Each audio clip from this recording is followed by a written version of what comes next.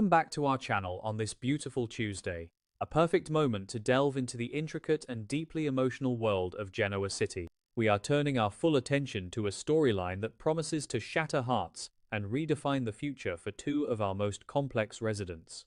The glittering facade of corporate ambition is about to collide violently with the fragile, unpredictable reality of human life. In the high-stakes environment where power and legacy often overshadow personal connections, a sudden and terrifying medical emergency threatens to strip away all illusions, leaving nothing but raw vulnerability and desperate prayers. For Billy Abbott, the relentless pursuit of Chancellor Industries has become much more than a mere corporate objective. It has morphed into an all-consuming psychological crusade. Driven by a deep-seated need to validate his worth and overcome the historical betrayals inflicted by his mother, Jill Abbott, Billy has allowed his ambition to blind him to the immediate, delicate reality of his domestic life. He operates under the dangerous delusion that he can seamlessly compartmentalize his ruthless boardroom tactics from his role as an expectant father and devoted partner. This obsessive quest for ultimate control has created a suffocating atmosphere of tension, one that slowly permeates the walls of his home and directly impacts the woman who relies on him the most during this critical time. Sally Spectra navigates this turbulent environment while carrying a heavy, invisible burden of profound historical trauma. The devastating loss of her first child, baby Ava, with Adam Newman left an indelible scar on her soul, fundamentally altering her perception of motherhood and safety. Every moment of her current pregnancy with Billy is shadowed by a hyper-vigilant fear that tragedy is merely waiting for the perfect moment to strike again. Sally desperately craves a sanctuary of peace and emotional stability, a stark contrast to the chaotic, high-stakes warfare that Billy insists on waging against his corporate rivals and his own family members. Her internal landscape is a fragile ecosystem, highly susceptible to the toxic stress generated by Billy's relentless machinations. Seeking reassurance and a desperately needed anchor, Sally initiates a deeply vulnerable conversation with Billy regarding the looming chapter of their lives together. She opens up about her profound anxieties, laying bare her fears about the future and the environment in which they are preparing to raise their child. Sally articulates her desperate need for a harmonious foundation, subtly pleading with Billy to recognize that the impending arrival of their baby requires a monumental shift in priorities. She seeks validation that their family will supersede the endless cycle of corporate vengeance and power struggles that have historically defined the Abbott legacy and Billy's own chaotic trajectory in the business world. In response to her heartfelt confession, Billy offers sweeping promises designed to pacify her escalating fears. He vehemently assures Sally that his primary focus will immediately pivot to their upcoming wedding and the meticulous, joyous preparations required for their expanding family. Billy attempts to paint a picture of domestic tranquility, promising to dedicate his time and energy to building the secure, loving home she so desperately desires. However, his reassurances carry a hollow resonance, masking the undeniable reality that his mind remains heavily tethered to the ongoing war for Chancellor Industries. His promises, while well-intentioned in the moment, starkly contradict the relentless, aggressive maneuvers he continues to execute behind closed doors. Sally, possessing a sharp and highly intuitive nature, immediately sees through the fragile veneer of Billy's comforting words. She astutely points out the glaring contradiction between his promises of domestic focus and his reality as a man consumed by a corporate vendetta. Sally reminds him that his self-appointed mission to reclaim his rightful place as the ruler of Chancellor has already monopolized his time, drained his emotional bandwidth, and injected a toxic level of stress into their daily lives. She voices her terrifying realization that if he actually succeeds in his hostile takeover, the immense demands of the chief executive position will only exacerbate his absence and further marginalize their family in favor of his insatiable ambition. The emotional intensity of their confrontation is suddenly and violently interrupted by a terrifying physical manifestation of the surrounding stress. Without warning, Sally is struck by severe, agonizing abdominal cramps that double her over in sudden, breathless pain. The transition from a tense emotional dialogue to a dire medical crisis is instantaneous, shattering the atmosphere of their home and replacing it with a suffocating blanket of sheer terror.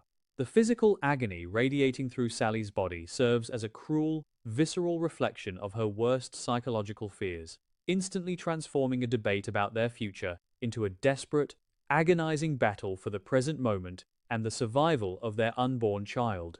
In the grip of this sudden physical torment, Sally experiences an immediate and devastating psychological regression. The agonizing cramps trigger a flood of traumatic memories, violently pulling her back to the darkest moments of her life when she lost her daughter.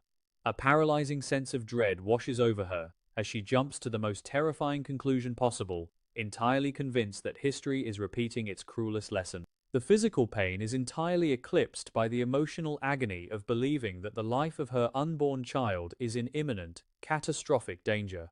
Every gasp for air is laced with the horrifying thought that she is once again powerless to protect the fragile life growing inside her. Witnessing Sally's sudden collapse and hearing her cries of pain, Billy is struck by a tidal wave of internal panic that threatens to completely shatter his composure.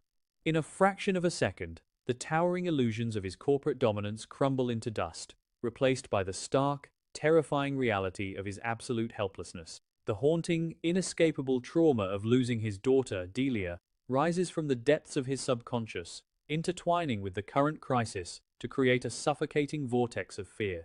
The mere possibility of losing another child strikes at the very core of his being, exposing the fragile, deeply scarred father hiding beneath the ruthless exterior of the corporate raider.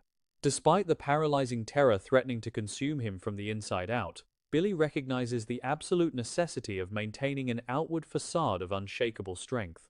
He forcefully suppresses his rising panic, shoving his own historical trauma aside to become the solid, unwavering rock that Sally so desperately needs in this moment of crisis. Masking his profound fear with a mask of forced calm, he springs into action, offering soothing words and physical support, while his heart pounds a frantic rhythm of dread against his ribs. The psychological toll of compartmentalizing his own terror while projecting absolute stability requires a monumental effort, pushing his emotional endurance to its absolute breaking point. The journey to the hospital becomes a frantic, agonizing blur of motion and suppressed hysteria. Every second stretches into an eternity as Billy navigates the streets of Genoa City, his focus narrowed entirely on reaching the emergency room while desperately trying to keep Sally conscious and calm. The confines of the vehicle become a pressure cooker of unspoken fears and whispered prayers, the silence only broken by Sally's strained breathing and Billy's hollow reassurances. The stark contrast between the bright, hopeful future they had been debating just moments prior and the terrifying, uncertain reality of their current race against time hangs heavily in the air, a cruel reminder of life's unpredictable fragility. Upon their arrival at the medical facility, the chaotic reality of the emergency room takes over, stripping Billy of whatever remaining control he thought he possessed. As the medical staff rushes Sally away for immediate evaluation and intervention, Billy is left standing alone in the sterile, unforgiving fluorescent light of the waiting area. The transition from active protector to helpless bystander is a brutal psychological shock. He is forced to confront the horrifying truth that all his wealth, all his corporate leverage, and all his relentless ambition are entirely useless in the face of this medical crisis. He is reduced to a man standing on the precipice of unimaginable loss, entirely at the mercy of fate and the medical professionals working behind closed doors. As the agonizing wait continues, the potential fallout of this terrifying event begins to cast a long, dark shadow over their future. If the absolute worst comes to pass, the tragedy threatens to irreparably fracture the foundation of their relationship. Sally's underlying fears about the toxic environment created by Billy's corporate obsession could easily curdle into profound resentment and blame, viewing the extreme stress he caused as the direct catalyst for their heartbreak. Conversely, the crushing weight of guilt could completely obliterate Billy's already fragile sanity, sending him spiraling back into the self-destructive patterns that have historically defined his darkest chapters, destroying any hope of a shared future and leaving him entirely isolated. The sterile silence of the hospital waiting room stretches on, heavy with unspoken dread and the haunting echoes of past tragedies. Billy paces the floor, a man entirely broken by the agonizing uncertainty, staring at the closed doors that hold the fate of his family and his entire world. As he waits for the medical diagnosis that will either restore his hope or shatter his life forever, a chilling realization settles over him, raising a monumental and terrifying question. If this medical emergency is the ultimate, devastating consequence of his relentless, stress-inducing pursuit of Chancellor Industries, Will Billy Abbott ever be able to forgive himself, or has his insatiable hunger for corporate power finally cost him the only thing that truly mattered?